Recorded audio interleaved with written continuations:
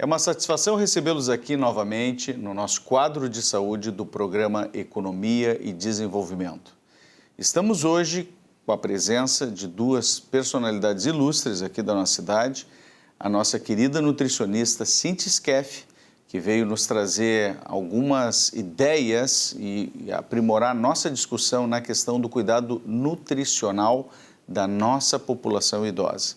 E temos também aqui a doutora Thaís Machado, psicóloga, que veio também contribuir com as questões relacionadas à psicologia do idoso, notadamente aquelas situações em que o idoso necessita de um cuidado especializado e, eventualmente, algum nível de institucionalização. Então, para começar a nossa conversa, eu queria pontuar para vocês que nós temos uma situação muito séria hoje acontecendo, não só na nossa cidade, no nosso estado, no nosso país, que é o envelhecimento da nossa população. Então, hoje, no estado do Rio Grande do Sul, quase 1/3 da população já está sendo considerada população idosa, acima de 60 anos. E deste conjunto de pessoas, nós temos um grupo que são os superidosos, aquelas pessoas acima de 75, 80 anos, que têm ainda mantidas as suas condições cognitivas, suas condições de memória, de atenção, mas também temos o outro grupo, o grupo de velhinhos que realmente vão tendo algum nível de prejuízo das suas funções, não só mentais, mas principalmente suas condições físicas. E é para esse grupo de pessoas que a gente tem trabalhado cada vez mais, não só na Clarté, mas também em outras instituições, como agora o Ipanema Residencial Sênior, para trazer inovações no atendimento e no cuidado. Então, pensando justamente nas questões dos centros de convivência, que tem sido cada vez mais uma inovação dentro do cuidado do idoso, eu queria convidar, então, a nossa querida doutora Thaís Machado para nos colocar um pouquinho sobre como a senhora vê essa questão da abordagem psicológica, não só do paciente, doutora Thaís, mas também da família desses idosos frente a essa situação. Bom, primeiramente, muito obrigada pelo convite, por estar aqui novamente. Sempre um prazer poder ajudar mais e contribuir, num assunto que eu gosto muito, Eu gosto muito de falar sobre a psicologia do idoso, sobre a família. E a gente entende e compreende que é uma fase difícil, É uma fase, o adulto já com idade bem mais avançada, o idoso, como a gente já falou aqui da outra entrevista, ocorrem muitas mudanças drásticas na vida do idoso, Fica viúvo, muda de casa, às vezes tem que morar com um familiar, Tem a limitação física. Então, todas essas mudanças envolvem toda a família. Então, quando o idoso tem que ser institucionalizado, que hoje a gente chama clínicas geriátricas e tudo, hoje a gente chama de centro de convivência, Porque já está bem mais diferente do que era há um tempo atrás. Então, realmente, a gente consegue perceber o idoso como um todo, a participação da família também é muito importante, que a família esteja sempre presente. Por quê? Porque o idoso ele vai fazer parte integrante desse centro de convivência.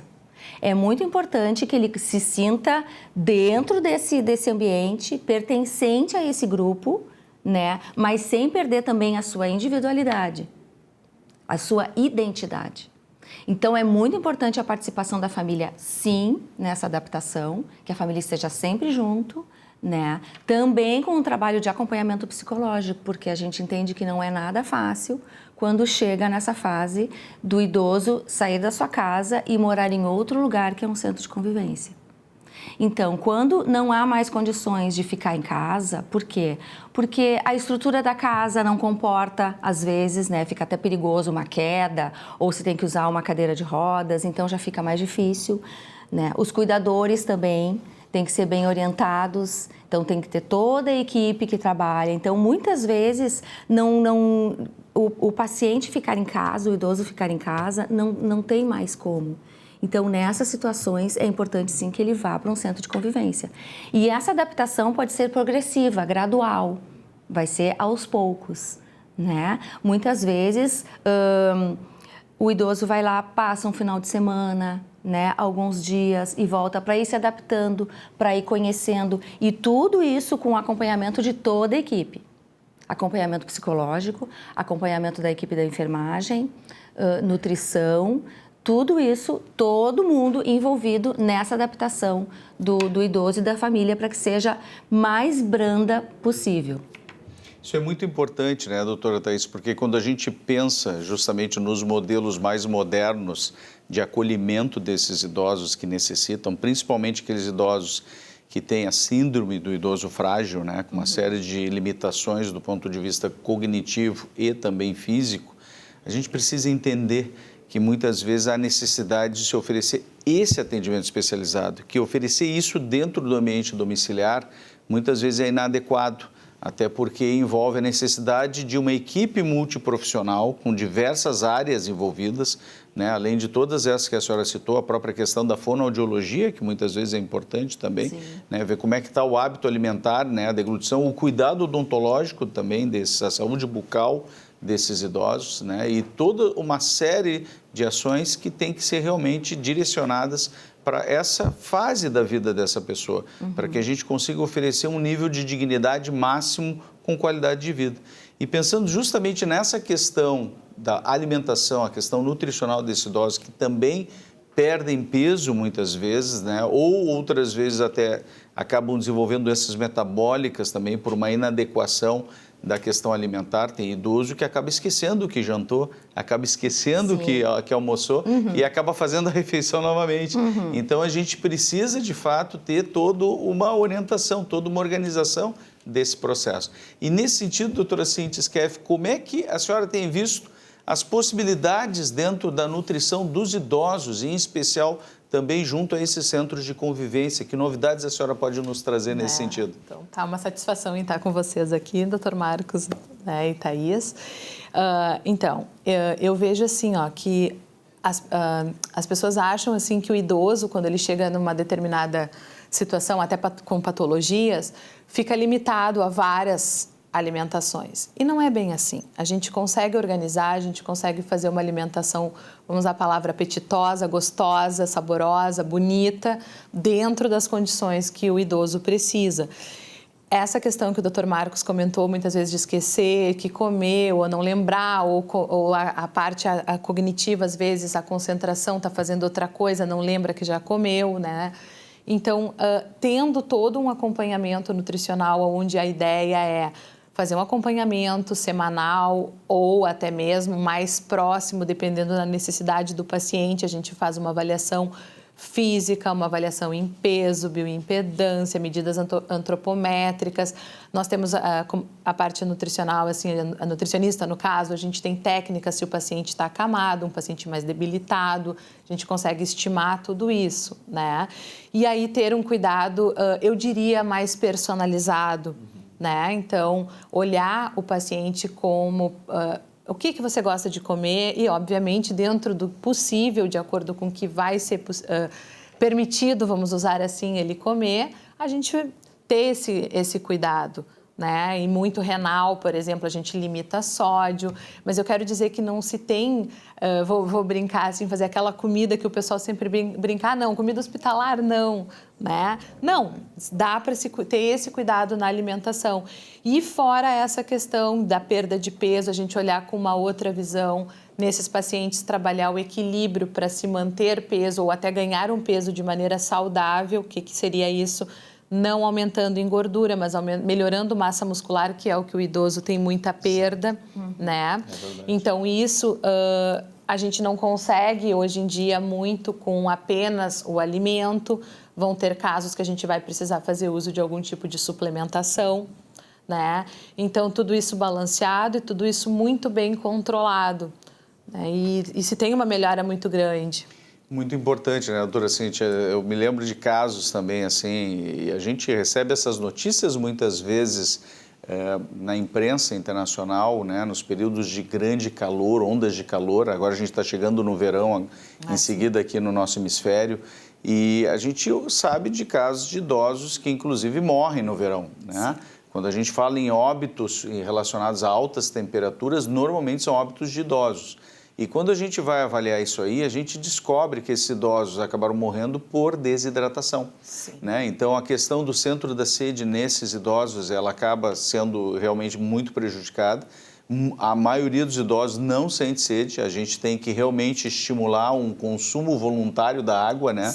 Da hidratação, para que eles se mantenham hidratados, sob pena de, caso não mantenham uma hidratação adequada, venham efetivamente a evoluir para desidratação e perda de função renal, uma insuficiência renal aguda. E isso pode levar esse paciente à morte, né? Sim. Por favor, claro, capaz. E fora isso, a questão que a gente, bem lembrada, essa questão verão, inverno, né, é onde ocorrem muitas oscilações, e aí a doutora Thaís falou muito de quedas, né? Então, o que muitas vezes acontece? Se acontece um desequilíbrio eletrolítico ali, geralmente no inverno a tendência da pressão arterial é subir, por fazer um esforço maior cardíaco para manter a temperatura mais elevada, né? Então a pressão aumenta. No verão, esse esforço não é tão necessário, então a tendência da pressão é baixar. E aí dá queda de pressão, o paciente se sente meio tonto e tem a queda. Então, isso precisa o doutor para se fazer o ajuste da medicação.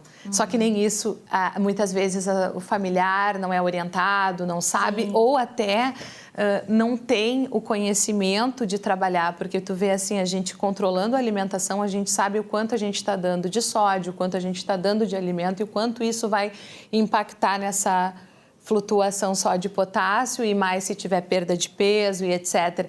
E ali no centro, né, no nosso lar ali, tem a equipe aparando isso e todo mundo controlando isso. Focados nessa atenção, isso é muito importante. Por incrível que pareça, nós já estamos nos encaminhando para o final do programa. O assunto é extremamente extenso, né, e instigante, então a gente precisa realmente fazer mais desses encontros, doutora Thaís. Eu queria, na verdade, fazer um pedido por uma mensagem final nesse sentido, porque a gente sabe que quando a gente necessita colocar um ente querido sob o cuidado de outras pessoas, muitas vezes vem a questão da culpa, doutora Thaís. Que mensagem final a senhora poderia deixar para as nossas famílias, né, para as famílias que estão nos assistindo, nesse sentido de tranquilização do seu espírito, da sua alma, na direção, na verdade, de oferecer um atendimento qualificado e que possam ter ferramentas para poder avaliar isso e escolher o melhor lugar para o cuidado do seu idoso? Olha, agora que a gente está finalizando, né, um ano, então é hora de repensar atitudes, repensar comportamentos, né, diante da vida, para esse novo ano que vai começar. E eu sempre penso numa frase que eu gosto muito, que diz assim, às vezes as pessoas dizem assim, o que eu espero da vida? E a questão não é essa. Não é o que eu espero da vida, mas é o que a vida espera de mim. Então, nós somos responsáveis por todos que estão na nossa volta. Nós somos responsáveis por nós mesmos, né? Nossa saúde física, mental, emocional. A gente tem sim que se cuidar, mas também cuidar dos outros. Os nossos comportamentos refletem diretamente a todos à nossa volta e, às vezes, até além. Então, nós somos responsáveis, sim, por todos que estão à nossa volta. Então, vamos cuidar, né, de quem está na nossa volta, vamos prestar mais atenção, dar mais amor, mais paciência, mais tolerância, aceitar mais as pessoas como elas são, brigar pelo que realmente vale a pena brigar. Não brigar por qualquer coisa para o ambiente ficar pesado, sabe? Tornar o ambiente mais leve, mais acolhedor. E todos são responsáveis para isso, todos. Isso é maravilhoso. Entender junto com tudo isso as nossas verdadeiras limitações, né? Tentar buscar no entendimento, né, de todos os cuidados que a gente pode ter com todas as pessoas da nossa família, justamente nesse momento que a gente faz as reflexões do final de ano, o quanto a gente pode efetivamente oferecer para a nossa vida, né, para a vida dos nossos familiares, para a vida das pessoas que nos cercam, mas também da mesma forma ter a noção clara, né, doutora Cíntia, de quais são as nossas limitações dentro desse processo. Em que momento a gente tem que pedir ajuda. Né? Eu colocaria, assim, inclusive um convite, né, para vir conhecer nosso espaço, né, a nossa casa ali, e conversar conosco também, porque muitas vezes a gente, eu vou usar a palavra até um egoísmo, um controle do tipo assim, eu acho que não, eu acho que eu consigo cuidar da minha mãe, eu consigo ali. Aí, que nem agora na pandemia, eu, né, presenciei algumas coisas na minha própria família, 2 anos fechada em casa sozinha, né, e eu trabalhando, não podia ficar muito ali, então assim, sozinha. E isso indo para um espaço gostoso como por isso eu convido vocês, né, para conhecer, estar convivendo com outras pessoas, é um ambiente alegre, né? As pessoas, óbvio que vão ter pessoas no espaço com limitações, né, com umas patologias específicas, mas a clínica tem todo um espaço onde essas pessoas elas não ficam separado, é um ambiente direcionado também com todo o cuidado, com atividades, né? Com diárias. atividades, mas que tu não é misturado, né? Aquele paciente acamado com aquele paciente que está indo ali de conviver, passar um final de semana, curtir, né? E inclusive uma outra situação que, né, eu sei que o nosso tempo está curto, mas que eu acho importante de colocar, é aquele paciente assim, que teve, vamos colocar assim, teve um infarto e hospitalizou, independente se é um paciente idoso, se é um paciente de 40, 50 anos, né? Teve um infarto, aí olha lá, tem toda uma patologia, estava obeso, estava com os exames todos alterados, né? Vem passar um período ali conosco, 1 semana, 2, aí a avaliação do doutor para ver o que precisa, né? Para a gente organizar isso, fazer com que esse paciente alinhe os resultados de exame, muitas vezes alinhe também o seu peso, se necessário, e saia dali tratado, né? Mais tranquilo. Então, é muito amplo o que o Dr. Marcos está colocando em relação a esse lar, né? Então, eu convido vocês a vir conhecer, que a gente consegue explicar melhor e mostrar, né? Meninas, muito obrigado pela participação de vocês aqui no nosso programa. Quero convidar a nossa audiência para o nosso próximo encontro e, mais uma vez, uma grande satisfação em a gente ter vocês conosco. Até a próxima.